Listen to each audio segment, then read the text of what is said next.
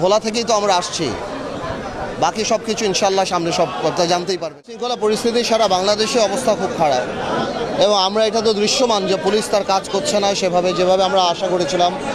এবং আমরা প্রথম থেকেই বলেছি যে সরকারের সাথে জনসম্পৃক্ততার অনেক অভাব ছিল, এবং এই ধরনের গুরুত্বপূর্ণ মন্ত্রণালয়তে এমন কাউকে হয়তো দেওয়া উচিত ছিল যাতে জনসম্পৃক্ততা বেশি হয়, অথবা পুলিশের কনফিডেন্সটা ফিরিয়ে নিয়ে আসতে পারে।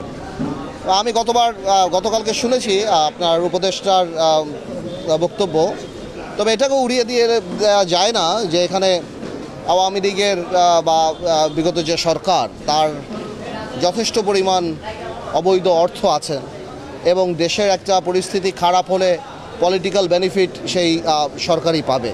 তো আমি সেটাকে উড়িয়ে দিচ্ছি না, আবার অ্যাট দ্য সেম টাইম আমাদের এই বর্তমান সরকারও যে 100% এফোর্ট দিচ্ছে বা সাকসেসফুলি কাজ করছে আমি সেটাও বলছি না। তো আমার মনে হয় যে আমরা আশা করি সামনে এই পরিস্থিতি ভালো হবে। আর আপনি যে ছাত্রদের নতুন দলের কথা বলছেন, গণতান্ত্রিক দেশে আমরা সব ধরনের দলকেই আমরা স্বাগত জানাই। দল মানেই মানুষের কাছে যেতে হবে, এবং মানুষ যদি গ্রহণ করে তাহলে আপনাকে মানুষ তার বিশ্বাসের জায়গায় রাখবে। তবে এটাও আমি বলতে চাই যেহেতু এটা অন্তর্বর্তীকালীন সরকার, কোনো রাজনৈতিক দল যেন কোনো বেনিফিট না পায় যেটা অন্যান্য কোনো রাজনৈতিক দল পাচ্ছে না। হ্যাঁ, তো এই জিনিসগুলি মাথায় রাখতে হবে যে আমাদের সামনে যারা রাজনৈতিক দল নিয়ে আসছেন তারা যেন এই ধরনের কোনো অ্যাডভান্টেজ সরকারের কাছ থেকে না পায়, যাতে অন্য রাজনৈতিক দলগুলির জন্য সেটা ইনজাস্টিস হয় না।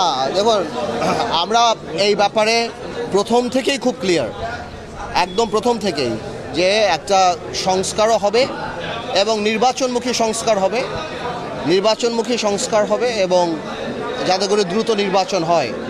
সংস্কার এমন কিছু করা যাবে না যেটা ভবিষ্যতে জনগণের সরকারের করা উচিত বা তাদের হাতে ন্যস্ত হওয়া উচিত। আবার সংস্কারের কথা বলে কাল বিলম্ব করা যাবে না, কারণ নির্বাচনের ব্যাপারটাও এটাও জনগণের কাছে অত্যন্ত গুরুত্বপূর্ণ, এবং গত 6 মাসে সরকার যেভাবে চলছে সেই জিনিসটাতেও মানুষের আস্থা আস্তে আস্তে হারিয়ে যাচ্ছে।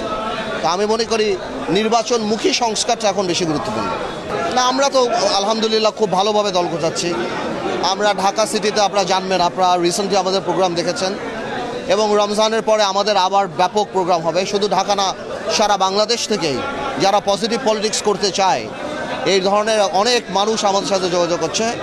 ইনশাল্লাহ বাকিটা আল্লাহ ছেড়ে সময় বলে দেবেন।